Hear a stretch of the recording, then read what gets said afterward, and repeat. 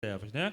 A primeira parte vai falar sobre que ela é eficaz, ela é poderosa para mudar nossas vidas. A segunda parte da lição vai falar justamente sobre o poder das trevas, o poder do inimigo para se opor às doutrinas bíblicas. E como que eu refuto uma heresia, como que eu refuto uma falsa crença, como que eu refuto, né, um conceito errado através da palavra de Deus, né? Então a palavra de Deus anula os sofismos, né, as sofismas, as altivezes. O que isso quer dizer? A soberba, o orgulho contra a palavra de Deus. Não é bem assim que eu creio, a Bíblia não fala muito bem assim, é assim que eu creio, é assim que eu vejo. Então, quando eu creio na palavra, eu tenho que deixar a palavra mudar a minha vida, mudar meus conceitos, mudar meu pensamento. Você também, quando você crê na Bíblia, você tem que mudar. Você tem que deixar a palavra falar por si. Tem que deixar a palavra de Deus falar através da sua vida e por meio da sua vida, né? Eu não posso continuar com o mesmo pensamento que eu tinha lá. Eu tenho que deixar a palavra de Deus mudar a minha vida. A palavra de Deus, ela é suficiente para destruir fortalezas, porque se levantam fortalezas, né? A pessoa vai para a faculdade, universidade, ali ela encontra pessoas, né, que creem no ateísmo, pessoas que creem na teoria da evolução, pessoas que creem que o sexo é lícito, né, não precisa você casar para poder ter relação sexual. Então, na faculdade, na universidade, o mundo pensa contrário à palavra de Deus. E nós que conhecemos a palavra de Deus, temos que colocar a palavra de Deus em prática, porque a palavra anula as fortalezas do inimigo. Ela anula os sofismos, né, que é a soberba, que é o orgulho. Eu ajo assim porque eu creio que é assim. Não, eu tenho que agir como a Bíblia manda, como a Bíblia fala, como a Bíblia me orienta. Amém, irmãos? Vamos entrar na nossa revistinha, introdução. Todos estão entendendo até aqui? Amém? Diz assim, a Bíblia é de origem divina. Amém? Seu autor é o único Deus vivo e verdadeiro. Nenhum outro livro é divino. Amém, irmãos? Por mais que o pastor seja ungido, seja consagrado, né, seja cheio do Espírito Santo, sobe o monte 40 dias, 50 dias, 60 dias, ele vai escrever um livro. Esse livro pode ser de Deus, mas não é a Bíblia. A Bíblia é o único livro verdadeiro. Amém, irmãos? Por isso, continua a nossa tradução, por isso a sua mensagem transforma o nosso entendimento, nos faz compreender a boa, agradável e perfeita vontade de Deus. Nesta lição, veremos que a Bíblia é viva e eficaz, transpassa o interior do ser humano, tal qual uma espada anula os conselhos do mundo, nos capacita a viver em humildade diante de Deus. Então, a única espada que anula o conceito do mundo é a palavra de Deus. Amém, irmãos? Abre a sua Bíblia no Salmo 19. Hoje vamos mexer um pouquinho na Bíblia nesta manhã. Salmo 19, olha só o que diz o salmista no Salmo 19, versículo 7. Salmo 19, versículo 7 em diante. Salmo 19, versículo 7 em diante. Então, nós precisamos ter a palavra de Deus em nossas vidas, amém? Versículo 7, o Salmo 19 em diante. A lei do Senhor é perfeita e restaura a alma. Então, a única palavra que restaura a alma do homem é a palavra de Deus. O testemunho do Senhor é fiel e dá sabedoria aos simples. Os preceitos do Senhor são retos e alegram o coração. O mandamento do Senhor é puro e ilumina os olhos. Então, tudo aqui está falando sobre a Bíblia. Lei, testemunho, preceitos, mandamentos, tudo está falando sobre a Bíblia. Versículo 9. O temor do Senhor é límpido e permanece para sempre. Os juízos do Senhor são verdadeiros e todos igualmente justos. São mais desejáveis do que o ouro, mais do que o muito ouro depurado. São mais doces do que o mel e o destilar dos favos. Além disso, por eles se admoesta o teu servo e em guardar a grande recompensa. Guarde a Bíblia, que é a grande recompensa para a minha vida e para a sua vida. Amém? Além disso, em versículo 12, quem há que possa discernir as próprias faltas? Né? Ninguém consegue discernir as suas faltas. Então, quando eu leio a Bíblia revela para mim as minhas falhas. A Bíblia, né, tem até uma frase interessante eu fui à Bíblia e vi que eu estava totalmente errado. Quando você lê a Bíblia, você vê que você realmente é pecador, que eu sou pecador, que nós somos pecadores que precisamos da graça de Deus. Então, a Bíblia revela as minhas faltas. Então, o processo de santificação é palavra e oração. 1 Timóteo 4:5 diz, pela palavra e pela oração sois santificados. Quando eu leio a Bíblia, eu descubro as minhas falhas. Quando eu oro, eu peço a Deus para eliminar essas faltas na minha vida. Por exemplo, a pessoa está vivendo na mentira, está mentindo. Ela vai ler a Bíblia, não mentais uns aos outros. Aí a pessoa vai orar, Senhor, me liberta da mentira, não quero mais ser mentiroso, né? Quero falar a verdade. Então a Bíblia revela o nosso caráter, a Bíblia revela quem nós somos, revela que nós somos pecadores, carentes da graça de Deus. E pela oração, eu peço a Ele para eliminar essas faltas em mim. Então nunca podemos deixar de orar e de ler a Bíblia. São os dois processos fundamentais de santificação. Você ora para ser santo, você lê a Bíblia para ser santificado. Amém? Continuando, versículo 12. Quem é que possa discernir as próprias faltas? Davi não conseguia discernir as suas faltas. Quando ele cai em adultério com Betseba, a Bíblia declara que Deus tem que enviar um profeta até ele, o profeta Natã. E aí conta aquela parábola para ele, né? Do viajante que estava passando, vai até o homem rico tinha várias ovelhas, mas pega lá do homem pobre, a ovelhinha, mata e dá comida ao viajante. Aí Davi se enfurece, fala que esse homem merece a morte. Aí Natã vira e fala, é você. Então, Davi cai em si. Davi não conseguia discernir as suas próprias faltas, até que veio outro para corrigi-lo. Então, precisamos ser corrigidos, né? Deus usa o pastor, Deus usa o irmão, Deus usa o líder, Deus usa a mulher, Deus usa o esposo, né, para poder corrigir as nossas falhas. Porque às vezes estamos agindo, pensamos que estamos agindo certo.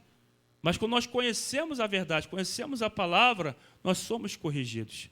Aí depois Davi vai levantar o censo, lá em 1 Crônicas 21. Ele pensou que tinha feito coisa certa. Aí a Bíblia declara que ele sente pesado o coração. Aí Deus leva até ele o profeta Agate e fala para ele, você tem 3 opções, né? Letra A, você quer ser perseguido pelos seus inimigos. Letra B, você quer cair na espada. Ou letra C, ou você quer ser cometido de uma peste. Aí ele fala, caio eu na mão do Senhor, porque são muitas as suas misericórdias. Então, o homem em si não consegue discernir as suas faltas. Ele acha que está certo, né? A gente agia no mundo, pensávamos que estávamos certos. Bebíamos, fumávamos, né? Íamos para baladas, drogávamos, usávamos drogas, pensávamos que estávamos certos. Até que veio a palavra e corrigiu minha vida e corrigiu a sua vida, porque a palavra corrige as nossas atitudes. Amém? Continuando, versículo 12. Quem é que possa discernir as próprias faltas? Absolve-me das que me são ocultas, e também da soberba guarda o teu servo. Que ela não me domine, então serei irrepreensível e ficarei livre de grande transgressão. Eu acho que na lista de Deus, né, na lista negra de Deus, existem 2 pecados que encabeçam a sua lista. Primeiro, idolatria, né? É um pecado para Deus abominável. E o segundo, a soberba, né?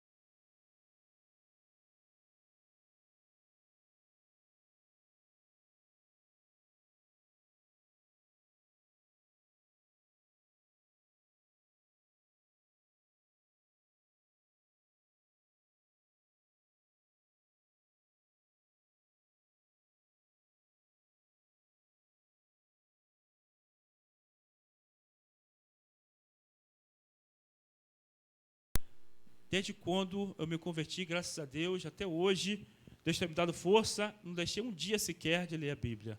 Todo dia eu leio a Bíblia para a glória de Deus. Então a Bíblia ela é medicina para mim, medicina para você. Eu já dei aqui esse testemunho, quando eu vim das drogas, quando eu me converti, né, não precisei fazer um tratamento, ficar numa clínica. Eu li a Bíblia, passei todo dia, 6 meses lendo a Bíblia, de dia e de noite, lendo a Bíblia 10 capítulos por dia. Eu li às vezes 15 capítulos por dia. E o Senhor foi me libertando, não tive crise de abstinência, não tive nada disso, graças a Deus. O Senhor foi me libertando pela palavra. A palavra liberta o homem, a palavra liberta, a palavra cura. Então, se nós lermos a Bíblia, se nós valorizarmos a palavra de Deus, irmãos, ela vai ter outro peso em nossas vidas. Ela vai ter uma outra eficácia muito mais em nossas vidas. Ela vai ser muito mais edificante na minha vida, na sua vida, do que qualquer outra coisa, porque nós valorizamos a palavra de Deus. Então, valorize a palavra, valorize o ensino, valorize a pregação, valorize, medite na palavra de dia e de noite. Amém, irmãos? Eu me lembro que quando eu estava lendo a Bíblia, eu sentia, né, naquela época eu estava vindo do mundo, né, estava nas drogas, saiu das drogas para vir para a igreja. Eu me lembro que quando eu lia a Bíblia, eu sentia algo dentro de mim mudando, eu sentia algo saindo de mim, eu sentia a mão de Deus vindo e tirando.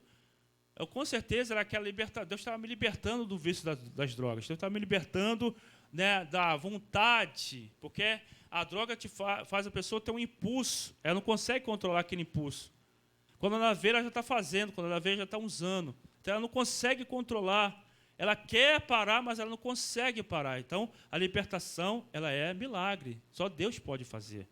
Então, eu não conseguia parar. Mas quando comecei a ler a Bíblia, irmãos, Deus foi me libertando. Eu sentia a mão de Deus vindo e tirando algo de dentro de mim. Então, eu não sentia mais vontade. Até hoje, 24 anos, que nunca mais sinto vontade de usar drogas para a glória de Deus. Nunca mais, glória a Deus. Não passa nem na minha cabeça usar droga, nunca mais. Porque a palavra tirou isso de mim.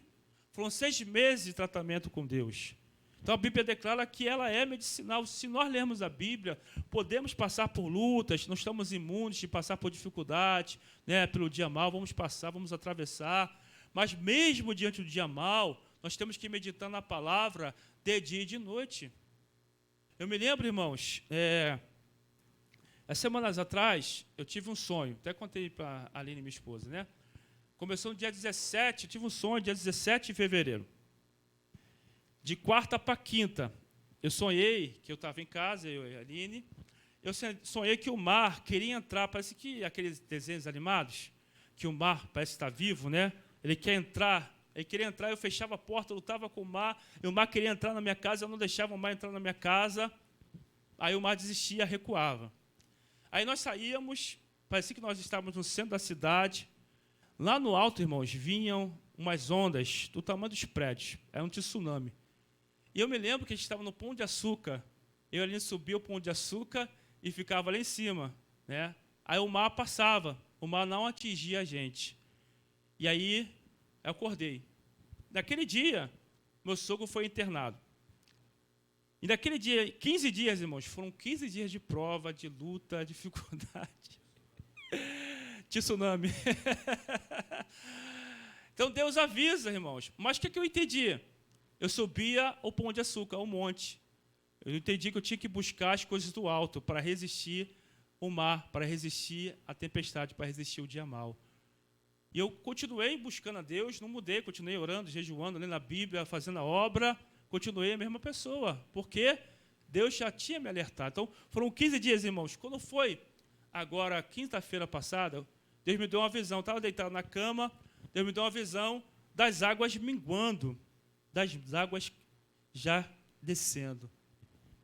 Então, Deus estava me falando que o temporal já tinha passado, que agora viria a bonança. Então, irmãos, temos que continuar firme na palavra. Mateus 7, 24 fala sobre isso. Aquele que ouve a minha palavra e pratica é considerado um homem que edificou a sua casa onde? Na rocha.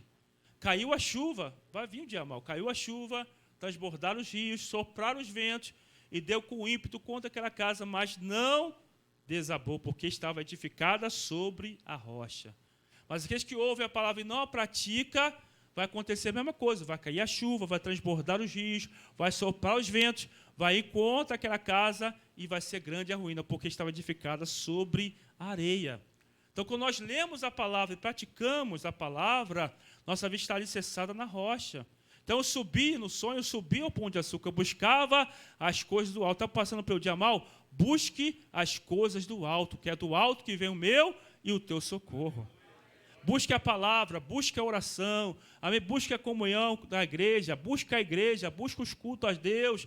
Não pare de fazer a obra, que vai chegar uma hora que a água vai minguar, vai chegar uma hora que a tempestade, o tsunami vai passar, que nada dura para sempre. A única coisa que dura para sempre é a palavra. Passarão os céus e a terra, mas a minha palavra não passará. Amém? Glória a Deus, vamos voltar para a nossa revistinha. Primeiro ponto aí, primeiro tópico, a Bíblia é a palavra viva de Deus. Amém? A Bíblia é a palavra viva de Deus. Ponto 1, a palavra de Deus é viva e eficaz. Os israelitas não entraram em Canaã por negligenciar a palavra de Deus. O autor aos Hebreus faz um alerta para os cristãos não cometerem o mesmo erro. Nesse propósito, ele lembra que a palavra de Deus é viva, pois o Deus da palavra é um Deus vivo. Portanto, ela deve ser obedecida a fim de evitar o juízo e a morte. Vamos lá em Deuteronômio. Esse texto é muito bonito, Deuteronômio capítulo 32, versículo 46 e 47. Deuteronômio, a Bíblia fala para mim, se nós obedecemos a palavra, vamos evitar a morte. Deuteronômio 32, 46 e 47. Deuteronômio 32, 46 e 47. Todos acharam?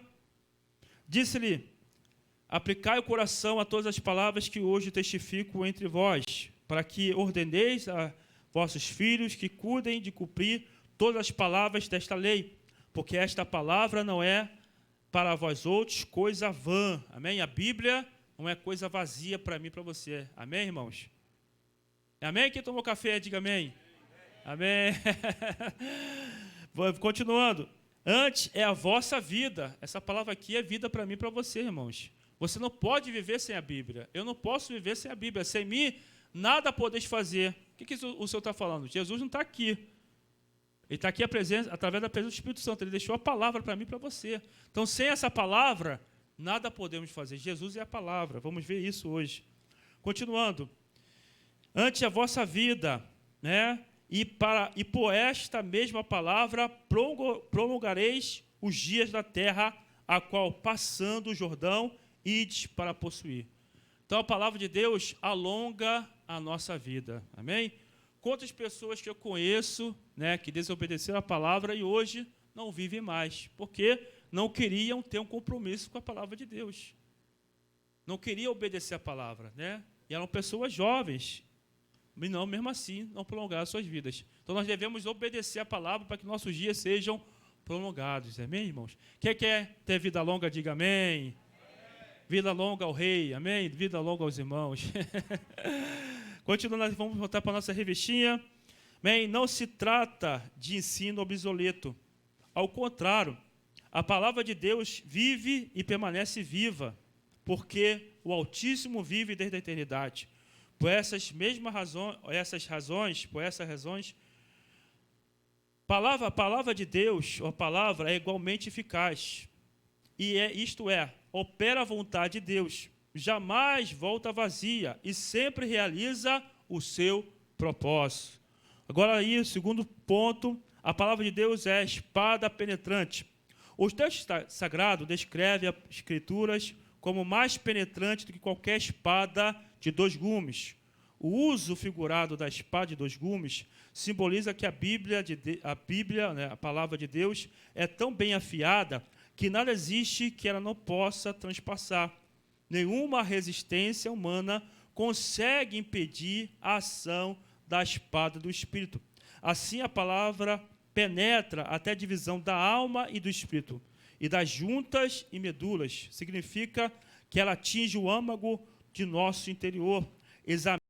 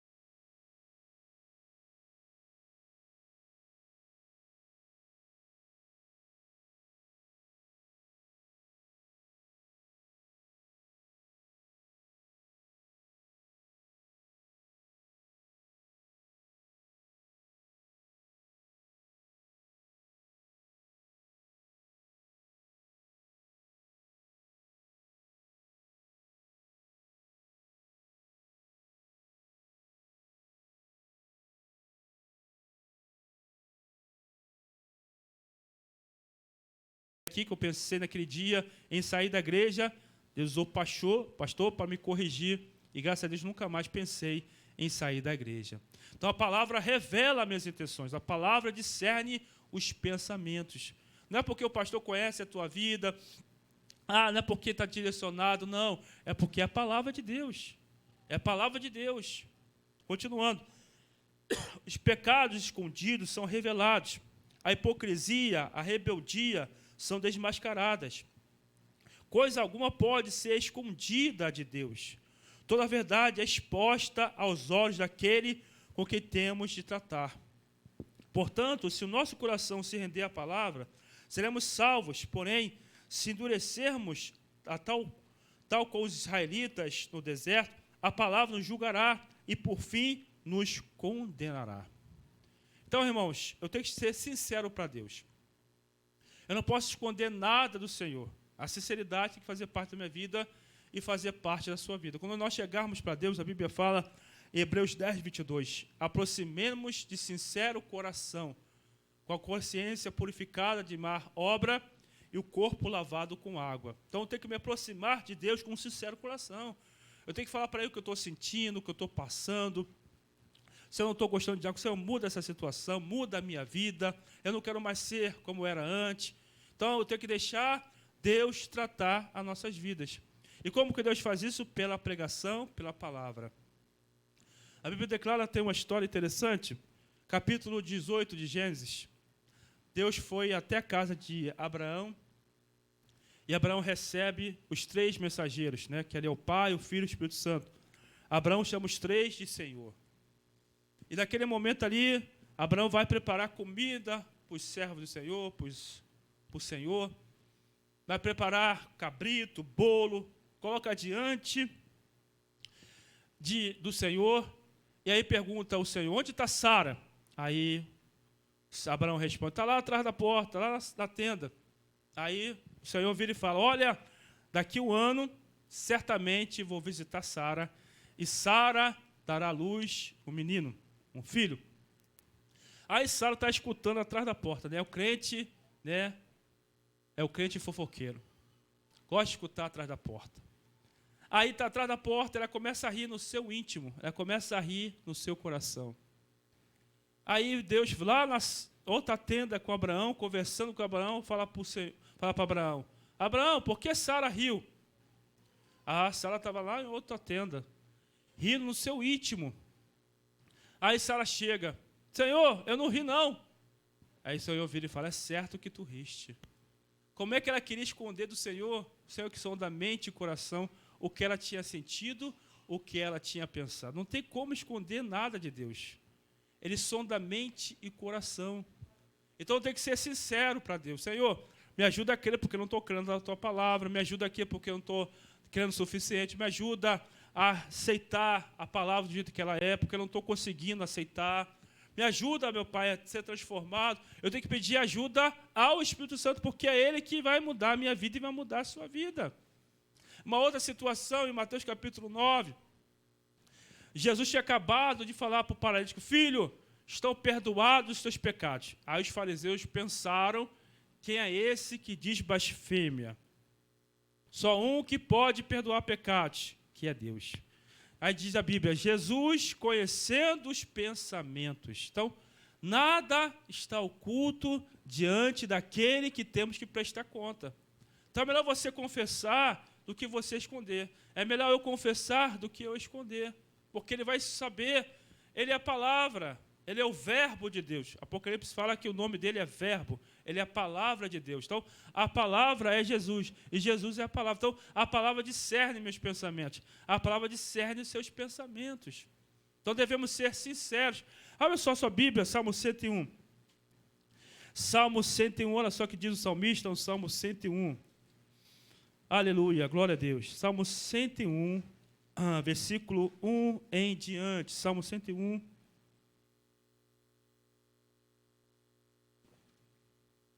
Salmo 101, versículo 1 em diante. Todos acharam? Amém? Olha só o que diz, Salmo 101. Cantarei a bondade e a justiça a ti, Senhor. Cantarei. atentarei sabiamente ao caminho da perfeição. Ó, quando virás ter comigo? Portas adentro em minha casa, terei coração sincero. Amém? Então, irmãos, entrou em casa, vale tudo? Não vale tudo, não. Né? Tem até a música aí, né? Do querido falecido Tim Maia, vale tudo? Não vale, não. Né? Não vale homem com homem, mulher com mulher. Se Tim Maia vivesse hoje, ia ser processado, né? Por causa da homofobia. Então, irmão, não vale nada, não vale tudo, não. Fechou a porta? Terei coração sincero dentro da minha casa.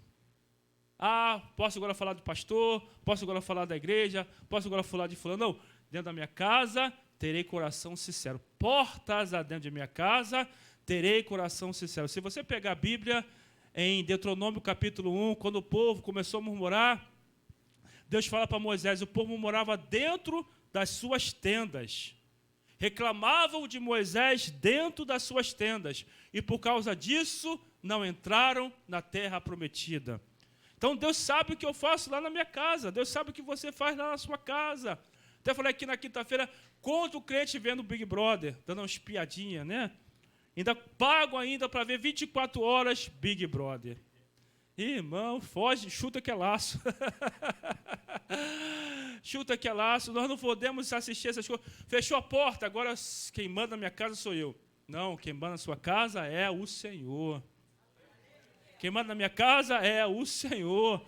Porta dentro da minha casa, terei coração sincero. Versículo, continuando assim, versículo de número 3.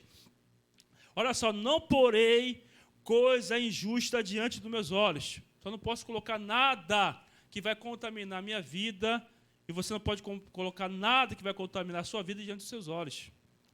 Continuando, aborreço o proceder dos que se desviam. Nada disto se me pegará.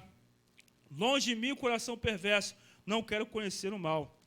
O que as ocultas calunia no próximo, a esse destruirei. O que tem o olhar altivo, o coração soberbo, não suportarei. Versículo 6. Os meus olhos procurarão os fiéis da terra, para que habitem comigo. O que anda em reto caminho, esse me servirá. Não há de ficar em minha casa o que usa de fraude, o que profere mentiras, não permanecerá ante os meus olhos. Então, Deus é justo. Deus é correto, irmãos. Deus abomina a calúnia, Deus abomina o olhar ativo, Deus abomina a soberba, Deus abomina a mentira. Então, Deus não permite que ninguém fique na casa dele, que use de fraude, que use de mentira. Deus não permite, Deus tira.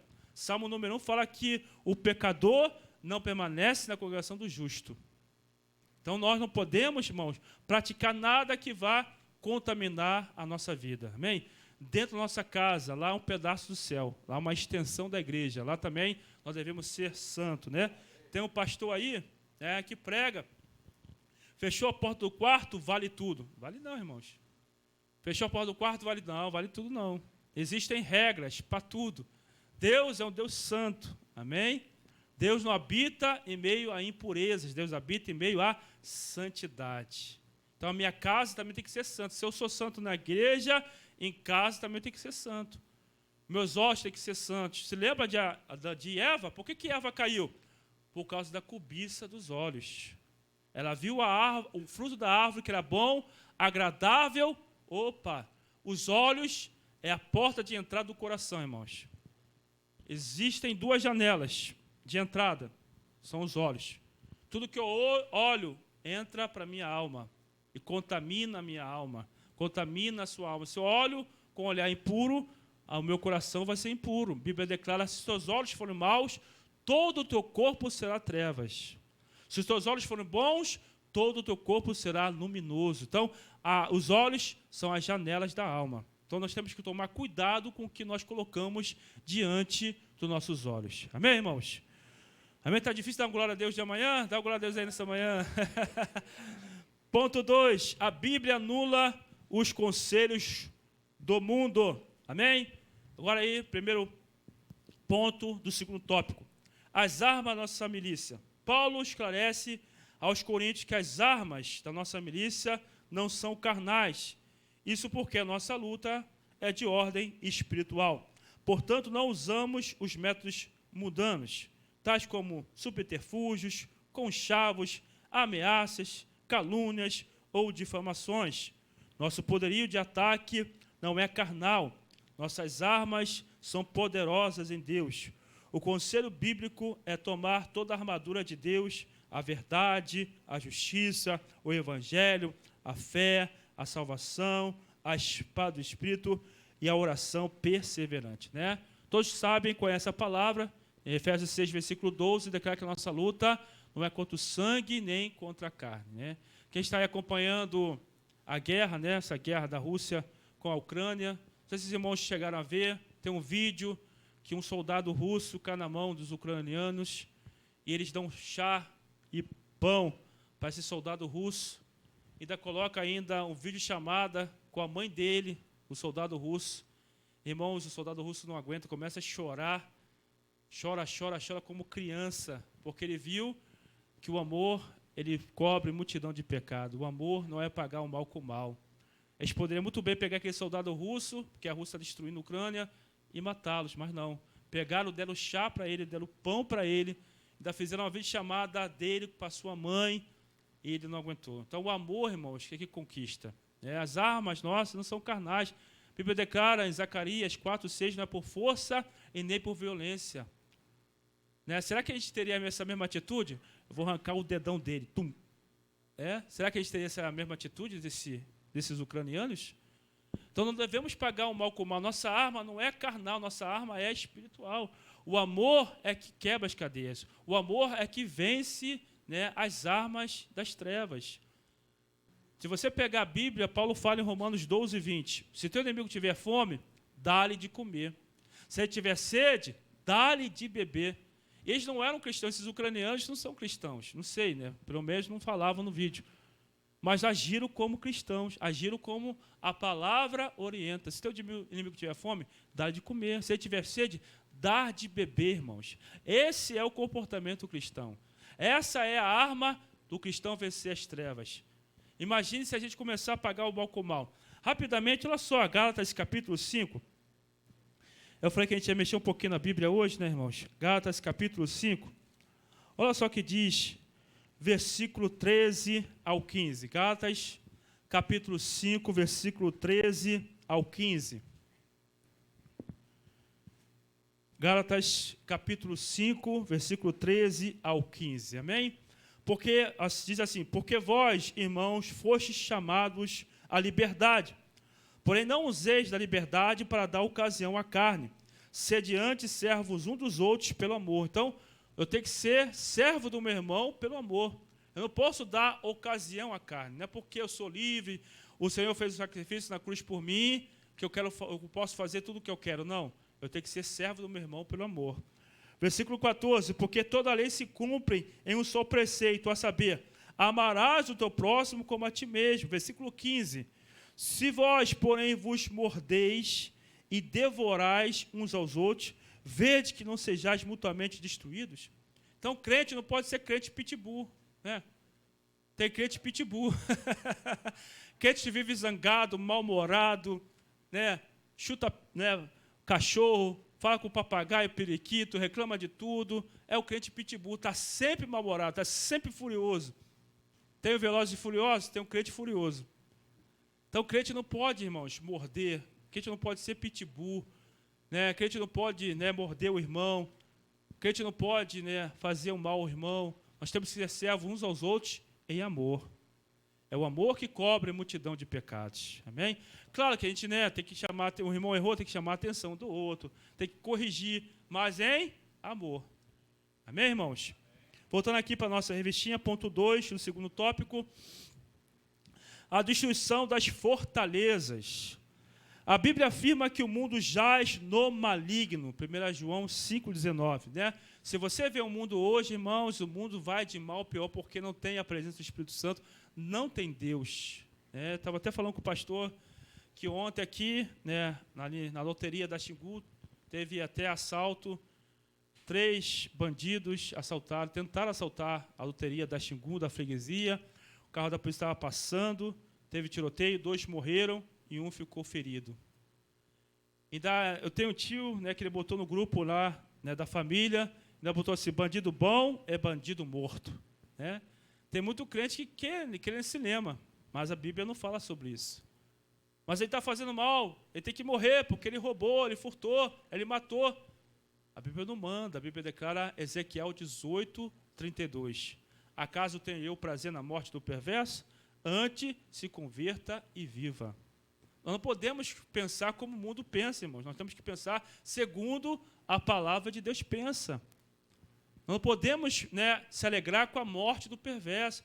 Foi por isso que Jonas quis pregar para Nínive. Eu vou pregar para esse povo cruel, que mata os seus inimigos, tira a cabeça, vaza os seus olhos. Eu vou pregar para esse povo que ainda está ameaçando o meu povo, quer levar meu povo para o cativeiro, porque depois Israel foi para a Síria como cativo. Eu vou pregar para eles? Não, eu vou para Tarse.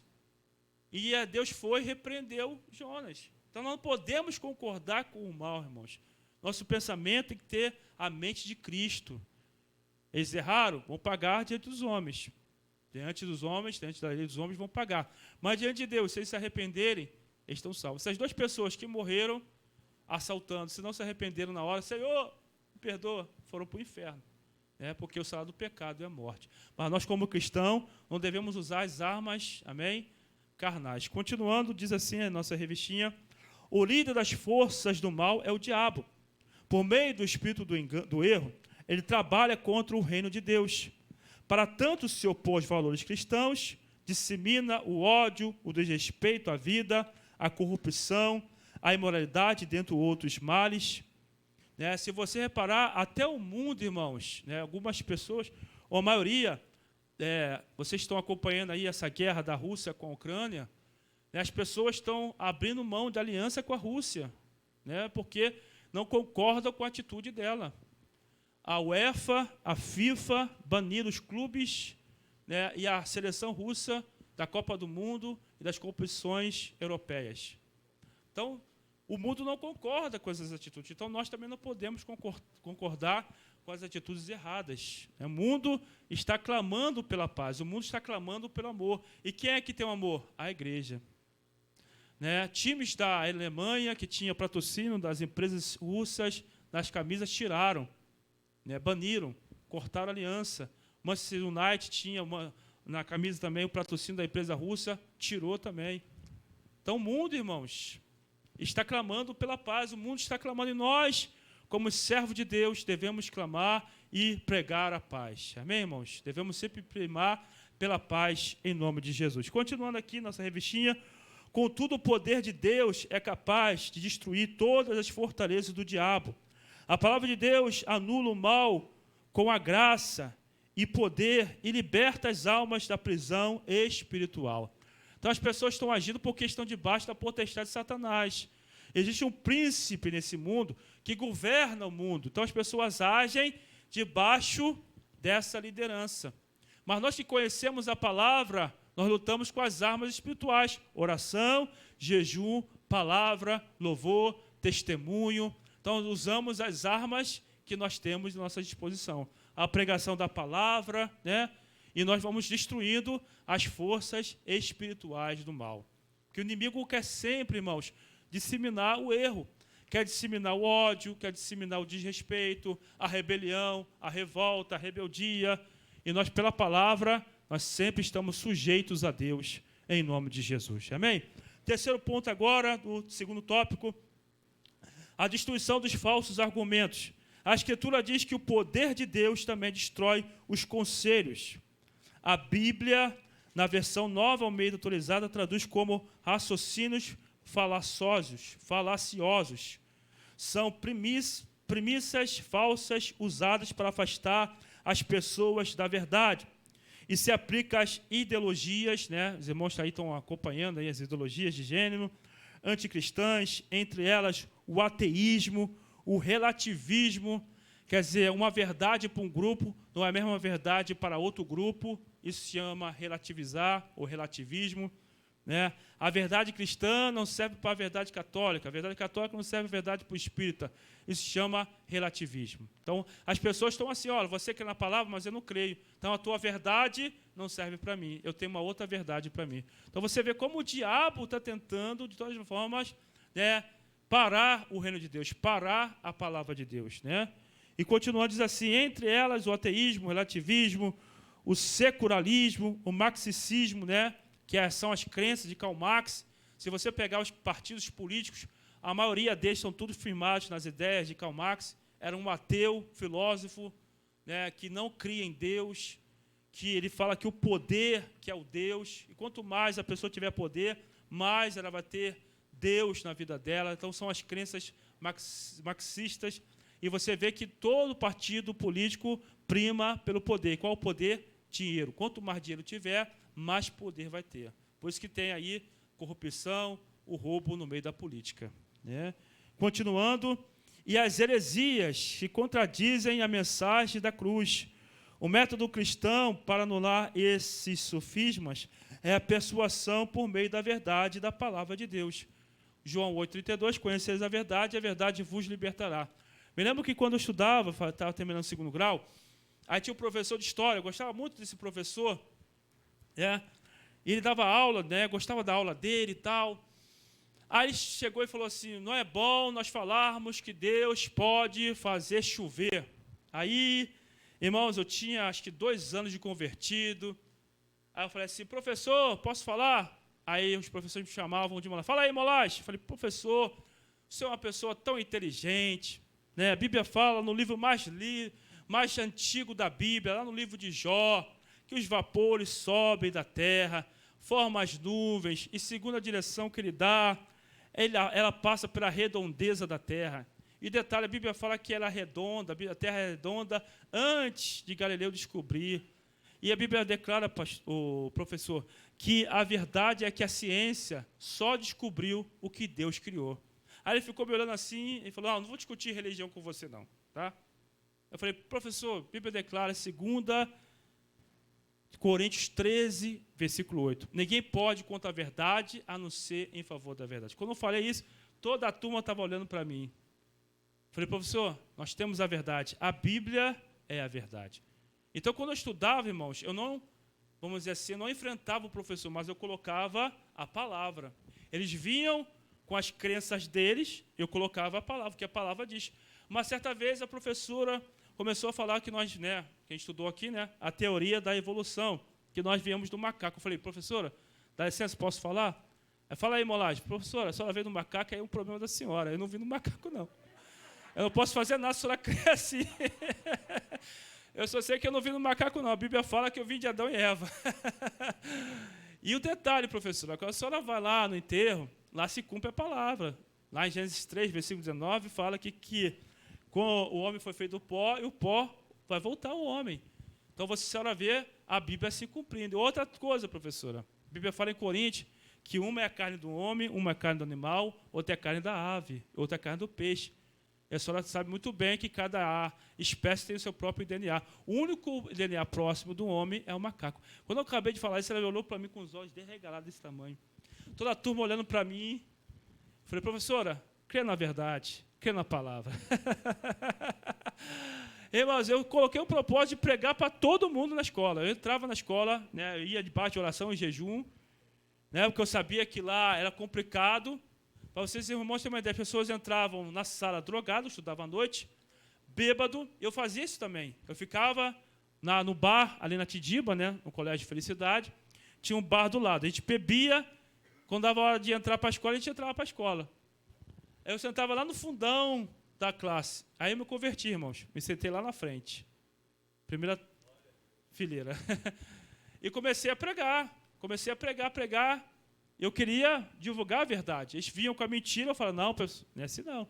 Aí uma vez o professor de matemática pegou o nome de todos os alunos para levar para a igreja messiânica. Eu falei, professora, posso falar? Acho que o professor já estava... Não aguento mais você, garoto.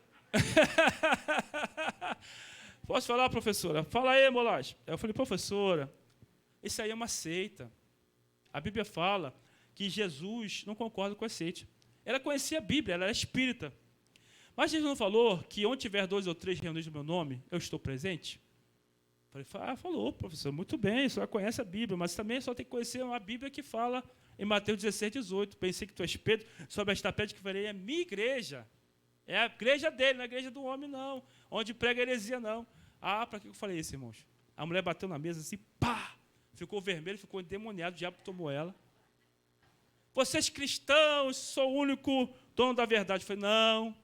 João 14, 6 fala que Jesus é o caminho, a verdade e a vida. Ninguém vê o Pai senão por mim. Ele é a verdade. Se nós temos Jesus, nós temos a verdade. Irmãos, ela bateu de novo na mesa. Vocês têm tudo decorado na cabeça. Eu falei, não. João 14, 26 fala.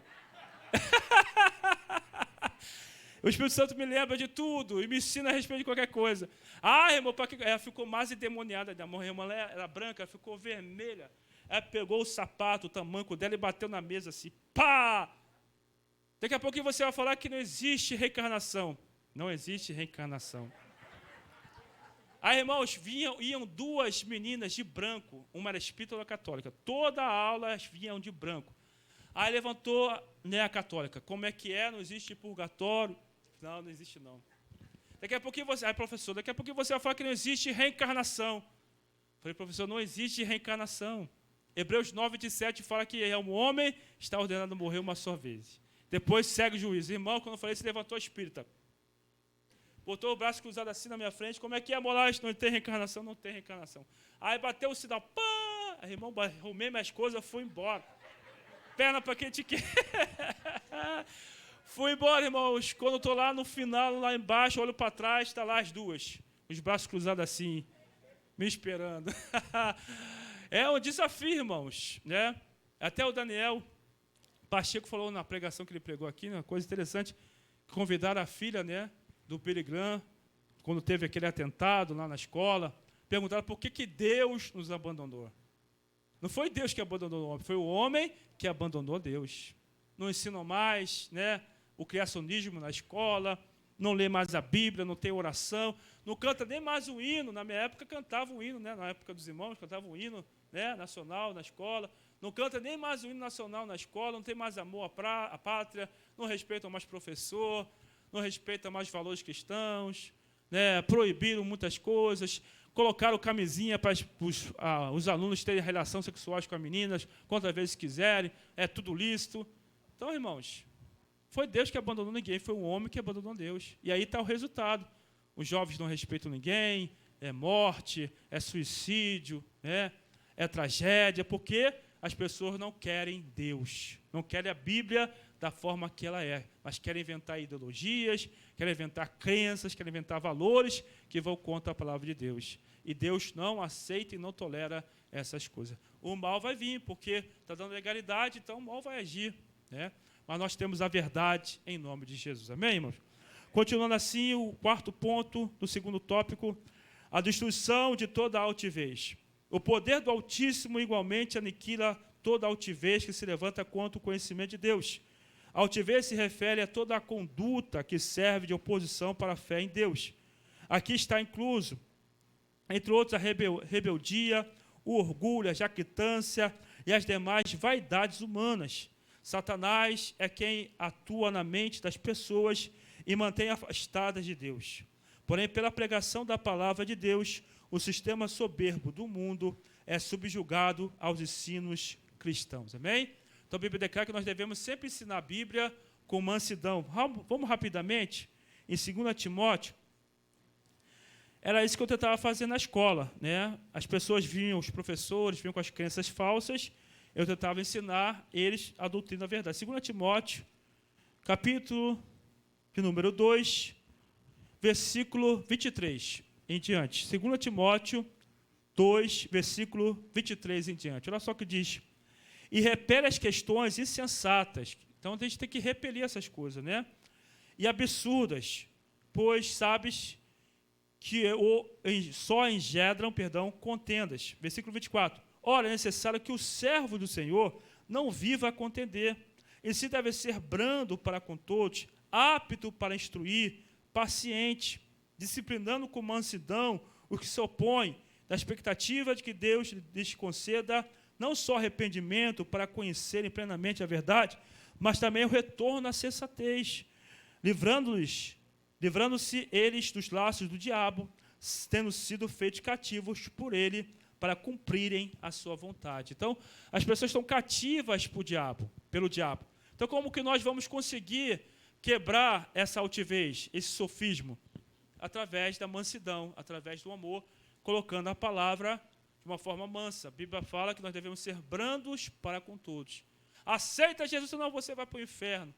Aí a pessoa vai, você vai repelir a pessoa, em vez de agregar as pessoas. Eu nunca falei lá na escola que as pessoas, se não aceitassem Jesus, iam para o inferno.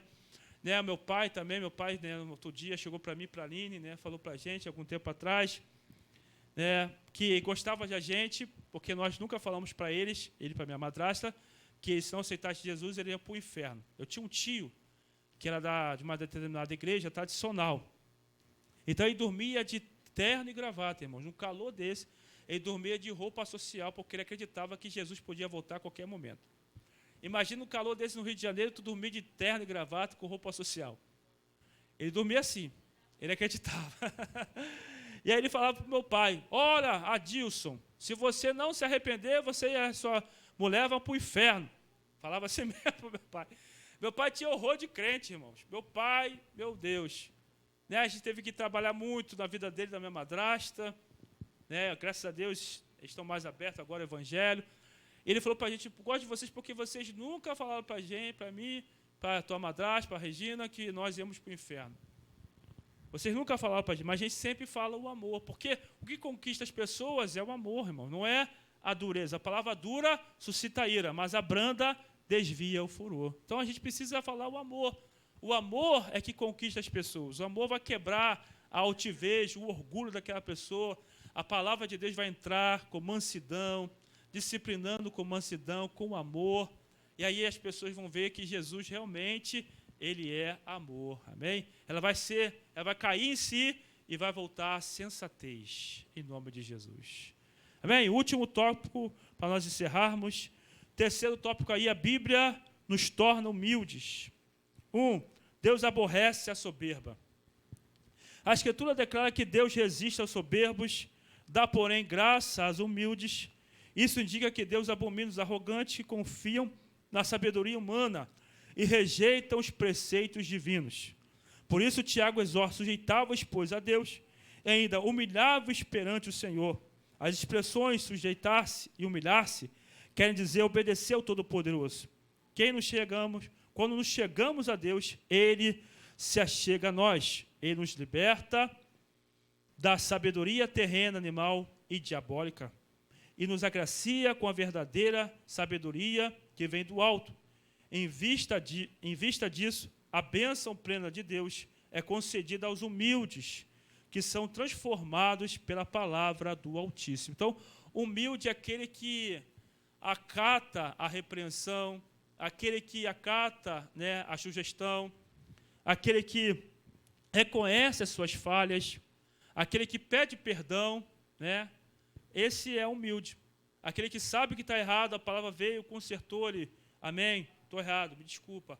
Então, esse é humilde. Deus não tolera os soberbos são abatidos, soberbos são humilhados perante o Senhor, diz a Bíblia. Então, nós devemos deixar toda a altivez de lado, toda a arrogância, colocar de lado e colocar: Senhor, trabalha na minha vida, Senhor, eis-me aqui, amém? Tira de mim o orgulho, a soberba, a arrogância, a jactância. Eu quero ser humilde, Senhor. Porque a Bíblia declara que Jesus é o nosso exemplo, amém? E a Bíblia declara que ele era humilde e manso de coração. Então tem que seguir os passos de Cristo. Tem que ser como Jesus é. Seguir os seus passos. Amém, irmãos? Rapidamente, vamos lá. Abre a sua Bíblia, por favor, Romanos, capítulo 12. Romanos, capítulo 12, versículo 16. Romanos 12, versículo 16. Romanos 12, versículo 16. Todos acharam? Diz assim: tende o mesmo sentimento uns para com os outros. Em lugar de seres orgulhosos, condescendei com o que é humilde. Não sejais sábios aos vossos próprios olhos. Condescendei quer dizer ser o primeiro a pedir perdão. Vamos, parafrasear o texto. Tende o mesmo sentimento uns para com os outros. Em lugar de seres orgulhosos, sede o primeiro a pedir perdão. Seja humilde, não sejais sábios aos vossos próprios olhos. Então, errou? Seja o primeiro a pedir perdão. Não vou pedir perdão. Ele errou comigo, ela errou comigo. Se quiser, ele vem a mim e pede perdão. Se quiser, isso é orgulho. Deus não se agrada do orgulho. Deus não se agrada da soberba. Então, seja humilde, seja o primeiro a reconhecer a falha. Em casa, quando a gente tem qualquer coisa, fala, Aline, beijinho da paz. Aí acaba toda a briga, toda a contenda. Então, a gente precisa, na realidade, reconhecer, perdão, eu errei, eu falhei, me desculpa. Então, a gente precisa sempre estar sendo corrigidos. E a humilde recebe a correção. Em nome de Jesus. Ponto 2 agora, Cristo é o nosso exemplo de humildade. A Bíblia registra que Cristo não teve por usurpação ser igual a Deus, mas aniquilou-se a si mesmo, tomando a forma de servo. Ele deixou a sua glória, humilhou-se para submeter-se à vontade do Pai, e foi obediente até a morte e morte de cruz. Cristo novamente agiu com humildade ao lavar os pés dos apóstolos. Na ocasião, ele disse que devemos aplicar esse mesmo princípio em nosso viver. Esse é o padrão de conduta para os cristãos. Desse modo, quem é verdadeiramente sábio obedece a palavra e imita os passos de Jesus. Amém? 1 Pedro, capítulo 1, rapidamente vamos lá. 1 Pedro, capítulo 1, versículo 21 em diante. 1 Pedro, capítulo 2, versículo 21 em diante. Então, a Bíblia nos dá o exemplo. E Jesus é o nosso maior exemplo de humildade, É difícil a gente reconhecer nossas falhas, eu sei, É difícil pedir perdão, mas com o Espírito Santo a gente consegue reconhecer a falha, reconhecer nossos pecados. Diz assim, versículo 21 do capítulo 2. Porquanto para isto mesmo foste chamados, pois que também Cristo sofreu em vosso lugar, deixando-vos exemplo para seguir os seus passos, o qual não cometeu pecado, nem dolo algum se achou em sua boca, pois ele, quando ultrajado, não revidava com ultraje. Quando maltratado, não fazia ameaça. Olha, se você não fizer isso, eu vou fazer isso na sua vida. Crente não se vinga, não é verdade? A vingança é coisa do mundo. Cristão perdoa. Continuando, quando maltratado, não fazia ameaças, mas entregava-se àquele que julga retamente. Então, Jesus sofreu em nosso lugar para seguirmos os seus passos. Amém? Segue o líder. O Fluminense é o líder? Segue o líder. Agora segue Jesus. Amém? Segue o líder. Não é mais Flamengo, não. Agora é o Fluminense. Segue o líder. Amém? Mexendo com os flamenguistas aí. Então, devemos seguir Jesus. Amém? Jesus é o nosso líder. Se ele praticou, nós devemos praticar. Se ele não revidava, não podemos revidar. Se Jesus não se vingava, não podemos nos vingar. Amém, irmãos? Devemos ser primeiro a pedir perdão e a reconhecer nossas falhas. Ponto 3 do terceiro tópico e último. A humildade é uma virtude cristã. Cristo ensinou que para entrar no reino dos céus, a pessoa tem que se portar com humildade. Assim, somente a genuína conversão é capaz de modificar a nossa forma pecaminosa de viver. Nessa direção, Paulo faz um apelo para que os salvos andem como é digno da vocação com que foste chamados.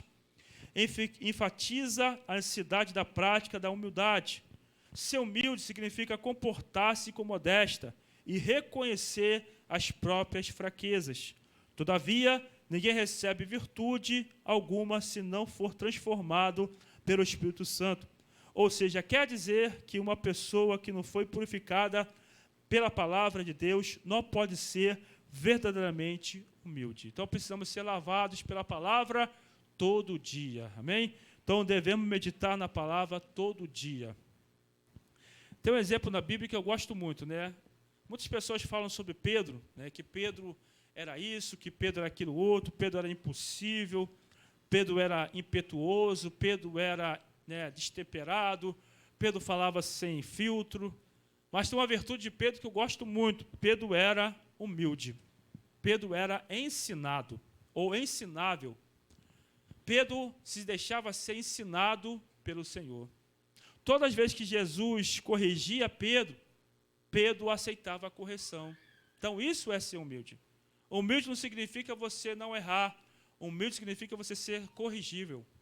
Você se deixar ser corrigido por outra pessoa, pela palavra, amém? Pela circunstância, por Deus. E tem um evento muito interessante em Mateus capítulo 16, né? Todos conhecem essa passagem. Pedro tinha acabado de receber a revelação que Jesus era o Cristo, o Filho do Deus vivo. E logo depois, Pedro, né, começa a repreender ou reprovar Jesus, porque Jesus começa a falar, olha, eu vou ser entregue nas mãos dos pecadores, dos principais sacerdotes, vou ser crucificado, ao terceiro dia eu vou ressuscitar.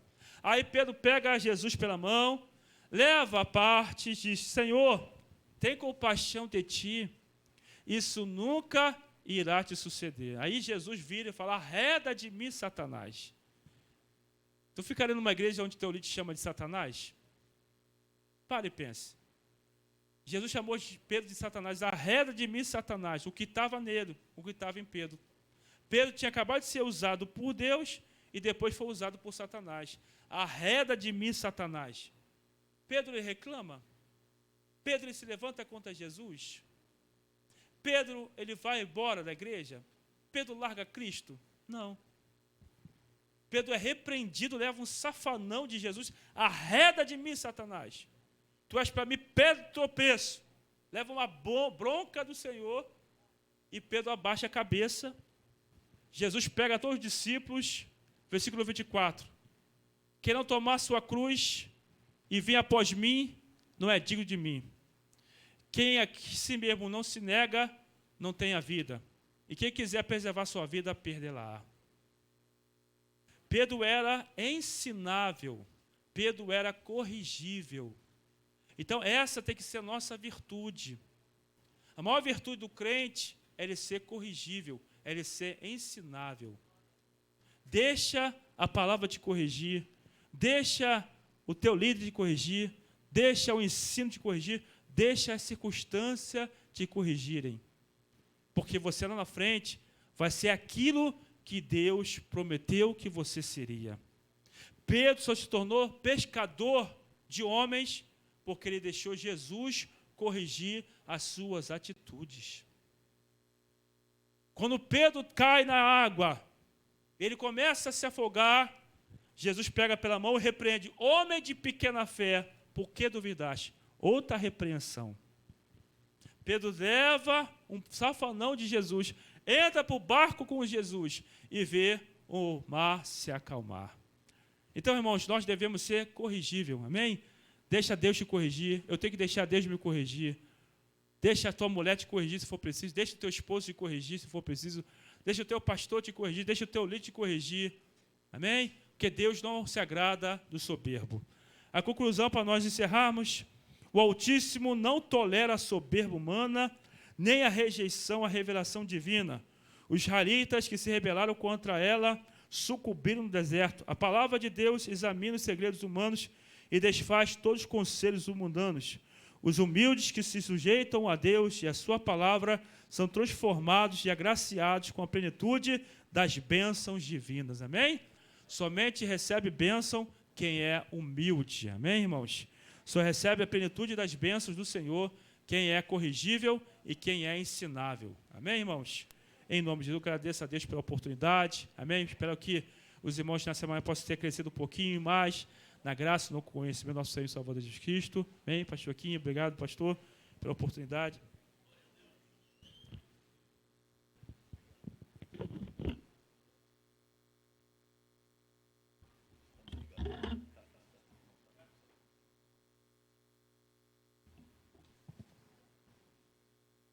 Aleluia. A paz do Senhor, igreja. Amém? Vamos ficar de pé. Tem aqui um aviso da área de família, tá? inscrições para casados para sempre, para o curso, né? E paz para toda a vida, até o dia 20/3. Hoje é dia 6, então nós temos mais 2 semanas aí para podermos promover as inscrições. Procurar um dos pastores e dê seu contato, quer dizer, dê o teu telefone para poder a liderança do Casados para Sempre e Paz para Toda a Vida, pastores Roberto e Sheila, poder entrar em contato, tá? É necessário ser casado no civil, tá? Então, nós, a Igreja do Senhor, não reconhece como casamento a união estável, tá? Então, isso é importante para que possamos aí... pastor, eu estou só na união, então fica para o ano que vem. Você vai, então, resolver aí, se liberar, né, para poder fazer, porque é importante, não só corrigir espiritualmente a nossa vida, mas também diante dos homens a nossa vida, tá, amados? Logo mais, chegue cedo, nós temos orado antes do culto começar, então que você possa ser um intercessor, procure chegar aí 10, 15 minutinhos antes, faça a tua oração devocional, depois nós estaremos orando como corpo, em nome de Jesus. Amém? Se você puder, traga alguém logo mais, vai ser uma noite de milagres. Tá, amados? Vai ser uma noite de milagres. Eu creio. Tá, amados? Pai querido, Pai amado, muito obrigado por esta manhã, onde estivemos aqui na Tua casa, Pai. Onde estamos na Tua casa ainda, Pai. Ó Deus, ouvindo os Teus ensinamentos, Pai, que é medicina para o nosso corpo, a Tua palavra, Pai. Ó Deus, é refrigério para os ossos, Pai. Ó Deus, em nome de Jesus, Pai.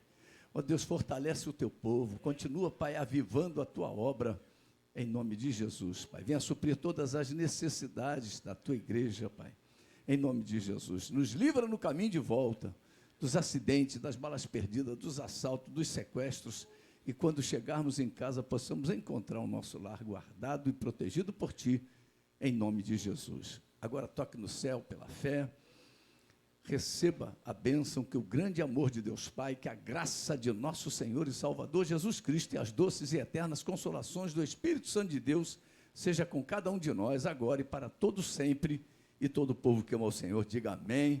Vamos em paz, um domingo abençoado, em nome de Jesus.